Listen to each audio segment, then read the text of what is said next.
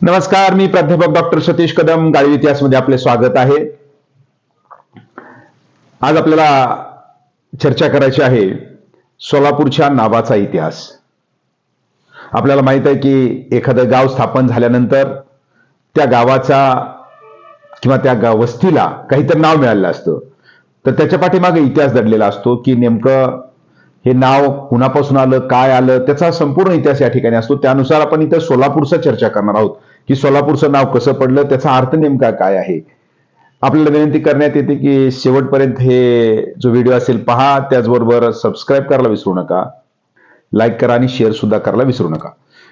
त्यानुसार सोलापूर आज या महाराष्ट्रातलं चादरीच्या उत्पादनातलं एक महत्वाचं अशा प्रकारचं शहर, या महाराष्ट्रात असणाऱ्या महानगरपालिकेपैकी एक वेगळं व्यापारी केंद्र म्हणून सुद्धा आपण पाहतो. आणि त्याचबरोबर सर्वात महत्वाचं की वीरशैव समाजाचे किंवा वीरशैव पंथाचे असणारे श्री सिद्धरामेश्वर यांच्या पदस्पर्शानं पावन झालेलं हे शहर. तर या नगराचा इतिहास नेमका काय आहे,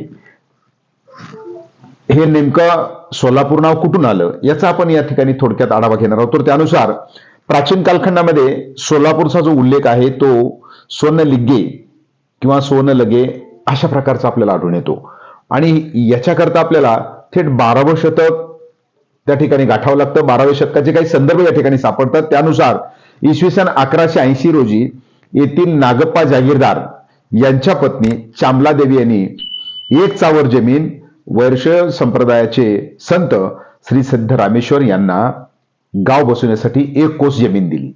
याचा अर्थ असा होतो की ज्या ठिकाणी आपल्याला माहित आहे की जे तलाव आहे, आज सिद्धरामेश्वरांचं मंदिर, सिद्धेश्वर मंदिर ज्याला आपण म्हणतो, तो आणि जो तलाव आहे, तर याच परिसरामध्ये सुरुवातीचं गाव, आणि हे गाव जे असेल नागप्पा जागीरदार नावाच्या माणसानं दान दिलंय. म्हणजे खऱ्या अर्थानं सोलापूर नगरीला स्थापन करण्याचं काम चांबलादेवी नावाच्या एका स्त्रीनं केलेलं आपल्याला आढळून येते. तर सिद्धरामेश्वराने 1 चावर जमिनीमध्ये या शहराची किंवा मूळ जे असेल वस्ती याची स्थापना केली असं आपल्याला या ठिकाणी आढळून येते. यादवांच्या शिलालेखामध्ये सुद्धा शके 1186 मध्ये या सोनलिगे या शब्दाचा अर्थ किंवा शब्द आपल्याला त्या ठिकाणी आढळून येतो. त्याच्याचबरोबर कवी राघवांक नावाचं लेखक जो आहे त्यांनी सिद्धराम पुराण एक लिहिलेलं आहे, आणि त्या पुराणामध्ये सुद्धा आपल्याला सोनलिगे या शब्दाचा अर्थ इथं आपल्याला आढळून येतो. त्याच्यानुसार पुढे बसवेश्वरांचे जे भाचे होते चन्नबसव यांचंही या असणाऱ्या नगरीला पाय लागलेले आहेत किंवा त्यांचंही वास्तव या ठिकाणी राहिलं असं आपल्याला म्हणता येईल. तर त्याच्यानुसार जे जुनं जे शहर आहे, ज्या सिद्धरामेश्वरांनी गाव बसवलं आणि गाव बसवल्यानंतर जो परिसर जो त्यांनी सुरुवातीला आखला होता, तर तो आहे किल्ला, सिद्धेश्वर मंदिर. आता किल्ला हा शब्द मुद्दाम घेतला कारण का किल्ल्याच्या जागेवर सुरुवातीला मल्लिकार्जुनाचं फार मोठं मंदिर त्या ठिकाणी होतं. म्हणजे खऱ्या अर्थानं सोनलिगे जी गाव आहे हे या वीरशैव पंथाची फार मोठी त्या ठिकाणी चळवळीचं केंद्र होतं किंवा अनुष्ठानाचं त्या ठिकाणी केंद्र होतं असं याच्यावरून आपल्याला या ठिकाणी म्हणावं लागेल. आणि त्यामुळं त्या कालखंडामध्ये जो आजचा कसबा पेठ आणि शुक्रवार पेठ हे 50 एकरावर, म्हणजे मूळच्या वस्तीमध्ये या 2 भागाचा त्या ठिकाणी समावेश होतो. म्हणजे मूळचं गाव छोटंसं कसं असेल याचा याच्यावरून आपल्याला अंदाज घेता येईल. आणि त्याच्यानुसार ज्यावेळेस आपण पाहिलं की मल्लिकार्जुनाच्या मंदिर जे होतं, तर त्याच्या जागेवर आपल्याला पुढं 1313 साली, म्हणजे जिथं ज्या वेळेला बहामनीचा एक जो सरदार आहे हसन गंगू यानं या ठिकाणी आपलं जे काही आजचा जो किल्ला दिसतोय या किल्ल्याची निर्मिती केली. तर अशा रीतीनं हा जो किल्ला असेल, हा किल्ला सुद्धा 1313ला या शहरामध्ये त्या ठिकाणी स्थापन झाला. आणि आपल्याला आश्चर्य निश्चितच वाटतं की हा किल्ला बहामनी कालखंडानंतर नगरच्या निजामशाहीकडे होता, अहमदनगरच्या निजामाकडे होता. तर त्यावेळेला अहमदनगरच्या निजामाची मुलगी चांदबिबी हिचा विवाह ज्यावेळेस आदिलशहाशी विजापूरच्या झाला, तर त्यावेळेला हा किल्ला नगरच्या निजामानं विजापूरच्या आदिलशहाला चांदबिबीच्या लग्नामध्ये आनंद दिलेला आहे. तर अशा रीतीने हा जो किल्ला होता नगरकडून पुन्हा आदिलशहाकडे त्या ठिकाणी आला, आणि त्यामुळं या किल्ल्याचं बरंचसं बांधकाम पुढच्या कालखंडामध्ये आदिलशहानं तिथे केलेलं आपल्याला आढळून येतंय. तर त्यानंतरचा कालखंड जे आपण बघतो की हे जे सोनलिगे नावाचं जे गाव छोटंसं होतं, तर या गावामध्ये ज्यावेळेस आपण याचा आकार घेतो, तर आकार घेत असताना आपल्याला असं म्हणता येईल की या गावाला 2.5 मैल लांबीची दगडी आणि विटाची एक छान अशा प्रकारची 8 ते 10 फूट उंचीची आणि 6 ते 8 फूट 4 ते 6 फूट रुंदीची एक तटभिंत होती. म्हणजे ज्याला आपण आजचं कंपाऊंड म्हणतो, संरक्षक अशा प्रकारची भिंत. तर या गावाला 2.5 मैल लांबीची अशा प्रकारची एक तटभिंत होती आणि या तटभिंतीला जवळपास 8 वेशी होत्या. म्हणजे सोलापूरला तटभिंत होती पूर्ण गावाला आणि त्याला 8 वेशी होत्या. हे वाचल्यानंतर सुद्धा किंवा ऐकल्यानंतर सुद्धा आपल्याला निश्चित आश्चर्य वाटेल. त्याच्यामध्ये देगाव वेस आहे, बाळी वेस आहे, तुळजापूर वेस, दारी वेस, विजापूर वेस, पाणी वेस, रेवणी वेस, कुंभार वेस अशा 8 वेशी. आणि इंग्रजांच्या कालखंडामध्ये पुन्हा आजची इंग्रजांनी नवी पेठ, ज्याला आपण गोल्डफिंच पेठ म्हणतो, ही इंग्रजांनी 1864 ला बसवली आणि पुन्हा एकदा आणखी एक नवी वेस म्हणून त्या ठिकाणी निर्माण केली. अशा 1864 ला 9 वेसी होत्या. मात्र त्याच्या अगोदरच्या कालखंडामध्ये या सोलापूरला 8 वेसी होत्या असं आपल्याला या ठिकाणी दिसून येतंय. त्याच्यानंतर म्हणजे इथं ज्यावेळेस मोगलांचं आक्रमण झालं तर किंवा मुस्लिमांचं आक्रमण त्या ठिकाणी झालं, तर या आक्रमणानंतर म्हणजे 16व्या शतकापासून मुस्लिमांचं इथं याच्यावर वर्चस्व राहिलं गावावर किंवा या परिसरावर. तर त्यावेळेला या सोन्नलिगेचा उल्लेख संदलपूर अशाही प्रकारचा त्या ठिकाणी आलेला आपल्याला दिसतोय. तर या संदलपूर किंवा यांच्या कारकिर्दीमध्ये या गावात जो होतं किंवा हे छोटंसं जे गाव होतं, तर या गावाचा पुन्हा कसबा तयार झाला. याचा कसब्याचा अर्थ काय होतो की बाजारपेठ. कुठल्याही कसबा ज्याला आपण म्हणतो, तर कसबा म्हणजेच एक बाजारपेठ. त्यामुळं सोलापूर हे 16व्या शतकामध्ये एक बाजारपेठ म्हणून सुद्धा त्या ठिकाणी पुढे आलेले आपल्याला आढळून येते. तर त्यानंतर ज्यावेळेस आपण पाहिलं की त्यामुळं वेगळ्या प्रकारच्या पेठा तिथे बसायला लागल्या. सोलापूरचं वैशिष्ट्य म्हणजे सोमवारपासून ते रविवारपर्यंत जेवढी वार आहेत तेवढ्या प्रकारच्या पेठा, सोमवार पेठ, मंगळवार पेठ, बुधवार पेठ, जे काय असेल त्या पेठा. पुन्हा बापू पेठ आहे, बेगम पेठ आहे, गणेश पेठ असेल, जोडभवानी पेठ, मरगमपट्टी पेठ, पाच्छा पेठ, साखरपेठ, शंकरपेठ. आता मी ही नावं जुनी सांगायला लागलो, त्याच्यामध्ये पुन्हा फार मोठा बदल झालेला आपल्याला आढळून येतोय. कारण का की जी सुरुवातीची असणारी जी पाच्छा पेठ होती, तर ती औरंगजेबाचा जो ज्यावेळेस 1884 साली त्याचा मुक्काम या ठिकाणी झाला होता, तर त्यावेळेला त्यानं आपल्या मुलीच्या स्मरणार्थापेक्षा मुलीचा मुक्काम या ठिकाणी झाला म्हणून पाच्छा पेठ बसवली. त्याला आज बेगम पेठ अशा प्रकारचं हे नाव त्या ठिकाणी पडलेलं आपल्याला आढळून येते. तर अशा रीतीनं या शहराचा ज्यावेळेस अशा पुढं चालून विकास व्हायला लागला, म्हणजे विकास होत असतानाच आपण ज्यावेळेस छत्रपती शिवरायांचा जो दौरा होता किंवा शिवरायांचं जे आक्रमण होतं विजापूरच्या आदिलशहाला ते मिळाल्यानंतर दिलेर खानासोबत किंवा मिर्झाराजा जयसिंहासोबत ज्यावेळेस ते पुढे चालले, तर त्यावेळेला त्यांनी इथून त्यांचा जो काही मुक्काम होता या सोलापूरच्या पुढे इथून गेलेला आपल्याला मिळतो. संभाजीराजांचं जे काही या ठिकाणी पदस्पर्श लागलेला आहे, तर अशा असणाऱ्या या शहरामध्ये औरंगजेबाचाही मोठ्या प्रमाणात इथं मुक्काम राहिलेला आपल्याला इथं दिसतोय. तर त्यानंतर ज्यावेळेस आपण पाहिलं की 1818 साली हे जे गाव होतं, तर ते गाव पेशव्याकडून इंग्रजांनी जिंकून घेतलं. म्हणजे शेवटच्या टप्प्यामध्ये हा जो किल्ला आहे सोलापूरचा, तो पेशव्याकडे होता. म्हणजे पेशव्याकडे म्हणजे सातारच्या छत्रपतीकडे त्या ठिकाणी होता. आणि 1818ला ज्यावेळेस हा पेशव्यांनी किल्ला जिंकून घेतला, त्यानंतर इंग्रजांनी पेशव्याकडून जिंकून घेतला, तर त्यानंतर आपल्याला दिसतंय की या शहरामध्ये मोठ्या प्रमाणावर इंग्रजांचं त्या ठिकाणी वर्चस्व राहिलं, इंग्रजांचं या ठिकाणी वस्ती राहिली आणि म्हणून सुद्धा सोलापूरचा फार मोठ्या प्रमाणात विकास झालेला आपल्याला मिळतो.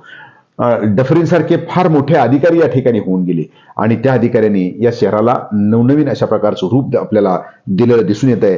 तर फक्त एक झालं की इंग्रजांच्या कालखंडामध्ये या गावाला शोलापूर अशा प्रकारचं नाव होतं. शोलापूर, SHOLAPUR.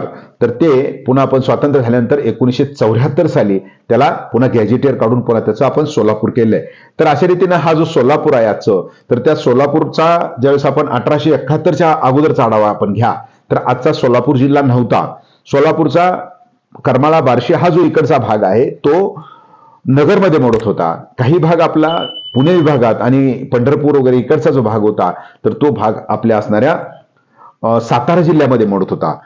तर अशा रीतीने एकंदर इंडी वगैरे जी काय कर्नाटकातली गावं आहेत, तर ही कर्नाटकातली गावं आपल्याकडे होती. तर हा अखंड असणारा जो परिसर होता किंवा विस्कळीत झालेला परिसर, तर तो मोडून 1871 साली इंग्रजांनी अखंड आज दिसतोय सोलापूरचा जिल्हा, तर त्या सोलापूर जिल्ह्याची निर्मिती 1871ला या ठिकाणी केलेली आपल्याला मिळते. तर अशा रीतीनं हा जो सोलापूर आहे, या सोलापूरला पहिला विमान कारखाना काढणारे जे वालचंद होते याच गावचे आहेत, किंवा वारद ज्यांनी फार मोठा अशा प्रकारचं वैभव या सोलापूरला दिलं ते जे आहेत 4 हुतात्मा आहेत. तो तिकडे मी जात नाही, कारण का आपला तो विषय नाही. आजचा विषय फक्त नामांतराचा आहे. म्हणजे अनेक कापड गिरण्या असतील, मग इंग्रजांचं वास्तव्य असेल, सोलापूर चादरानं असतं तर प्रसिद्धच आपण आहोत, आणि त्याचबरोबर आशिया खंडातली सर्वात उंच चिमणी सुद्धा सोलापूरलाच होती. या बाबी आपल्याला या ठिकाणी सोलापूर आणखी व्हिडिओ होतील, मात्र तो आपला विषय नाही. महत्वाचं पाहिजे होतं की हे सोलापूरचा एकंदर आढावा घेतल्यानंतर हे सोलापूर नेमकं जो विकसित झालं, कारण काय की 1 ऑगस्ट 1852 इंग्रजांनी इथं नगरपालिका काढली आणि मग विकास व्हायला लागला. मात्र हे सोलापूर पाहत असताना मग नेमकं सोलापूरचं नाव कसं पडलं हा महत्वाचा इतिहास आपल्याला या ठिकाणी पाहायचा होता. तर तो इतिहास पाहत असताना मी सुरुवात ज्याची केली होती की या गावाला 12व्या शतकामध्ये जी काही उल्लेख आपल्याला संदर्भ सापडतायत, तर ते संदर्भ आपल्याला स्वर्णलेगी सापडतायत. आणि माझ्याकडे एक शिवचरित्र साहित्य खंड क्रमांक 11, तर याच्यामध्ये आपल्याला काही ठिकाणी सोलापूरचा जो उल्लेख आहे तो अभिनव श्रीशैल अशाही प्रकारचा तिथं आपल्याला आढळून येतो. अभिनव श्रीशैल म्हणजे सोलापूरचं एक नाव, ते सुद्धा काही याच्यामध्ये खास करून वीरशैव ग्रंथामध्ये त्या ठिकाणी केलेलं आहे. मात्र जिथं शिलालेख सापडतील खऱ्या अर्थानं तो असल पुरावा आपण म्हणून त्याला घेतो, तर त्या पुराव्यामध्ये आपल्याला सोलापूरचं नाव हे स्वर्णलेगी असं सापडतंय. मात्र काही ठिकाणी त्याचा जो उल्लेख आपण जर पाहिला तर तो उल्लेख खास करून गॅजेटियरमध्ये अनेक इतिहासकारांनी त्याचा इथं उल्लेख केलेला आहे. तर सोलापूर हे जे नाव आहे, तर सोलापूर नाव हे 16 खेड्याचं मिळून बनलेलं आहे. तर त्याच्यामध्ये जी की खेडी सांगितलेली आहेत त्याच्यामध्ये स्वर्णलिंगी सांगितलंय. सोनापूर आहे, अहमदपूर, आदिलपूर, चामलादेव, फतेपूर, जामदापूर, काळजापूर, खाडरपूर, खंडेरावाची वाडी, महम्मदपूर, राणापूर, संदलपूर, शेकापूर, वैदकवाडी आणि सोलापूर. म्हणजे असं 15 खेडी आणि 16वं सोलापूर अशा प्रकारचा उल्लेख इथं सापडतोय.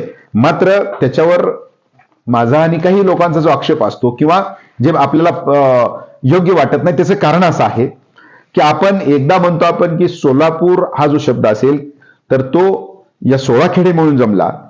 मग आपण अशा प्रकारचा ज्यावेळेस विचार करतो तर याच्यामध्ये नावं काही आपण जर पाहिली, आदिलपूर, फतेपूर, बघा याचा अर्थ काय होतो, महम्मदपूर.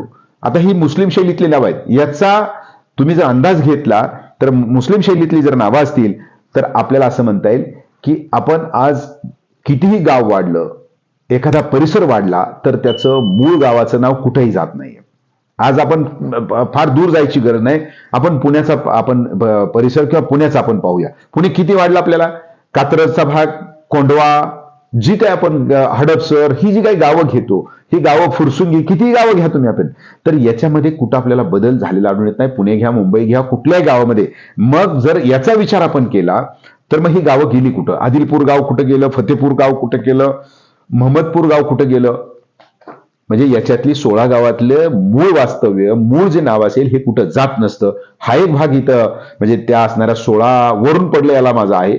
आणि दुसरा आक्षेप अशा प्रकारचा आहे की जर आपण ही आदिलपूर आणि महम्मदपूर अशा प्रकारच्या नावानुसार जर शहराच्या गावाची निर्मिती किंवा नावाचा इतिहास या ठिकाणी आला असेल, नाव पडलं असेल असं जर म्हटलं, याचा अर्थ असा होतो की सोलापूरची वस्ती ही 14व्या शतकापासून आहे. 15व्या शतकात, 14 सुद्धा नाही, 15व्या शतकापासून येते. म्हणजे कारण काय की जोपर्यंत 1298ला